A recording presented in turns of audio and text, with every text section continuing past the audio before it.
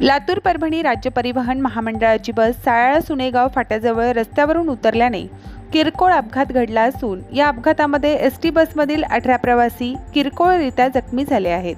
परभणी लातूर ही बस सुनेगाव फाट्याजवळ आली असता रस्त्याच्या खाली उतरली आणि हा अपघात झाला आहे। सुदैवाने किरकोळ अपघातावर ही घटना टळली असून बस चालक अतिशय वेगाने गाडी चालवत असल्याचं जखमी प्रवाशांकडून सांगण्यात आलं आहे। यावेळी बसमध्ये 50हून अधिक प्रवासी होते।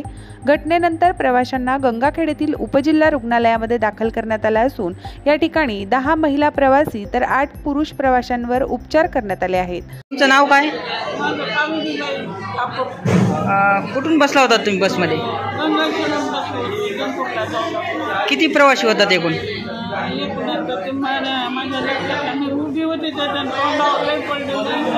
गाडी म्हणजे पलटी झाली का? खड्ड्यामध्ये गेली? तुम्हाला कुठं कुठं लागलं?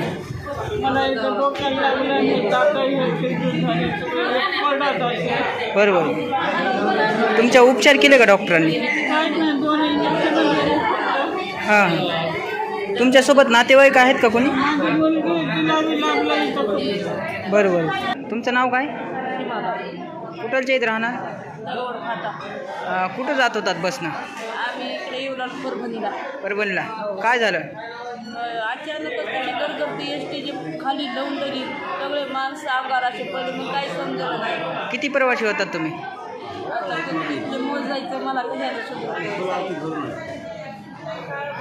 तुम्हाला कुठं कुठं मार लागला? मला छातीमध्ये आहे, कमर। तुम्हाला इथं या ठिकाणी डॉक्टरांनी तुम्हाला तपासलं का या ठिकाणी? हो। तुम्हाला औषध गोळ्या वगैरे काय दिलं? इंजेक्शन दिलं। बरं। इंजेक्शन दिलं। यांची मुलगी सोनाली भगतराव। कुठे जात होता तुम्ही? आम्ही परभणीला। काय झालं रस्त्यामध्ये? रस्त्यामध्ये आम्हाला काही दिसलं नाही, खूप पाऊस आला। हां। पावसाच्या आम्हाला खाली काही दिसलं नाही, ते जर समोर आलं ते ड्रायव्हर समोरचे चालवणारे असं दिसलं। आम्ही त्या तिकीट काढणाऱ्या काकाला म्हणलं, काका ड्रायव्हर गाडी चालवायला, त्यांनी सुरू नाही घेतलं। मग आम्हाला थोडं काही कळालं नाही, गाडी फास्ट चालत होती का? हां, खूप फास्ट। प्रतिनिधी राजकुमार मुंडेसह मी अबोली जोशी, DLP न्यूज, गंगाखेड।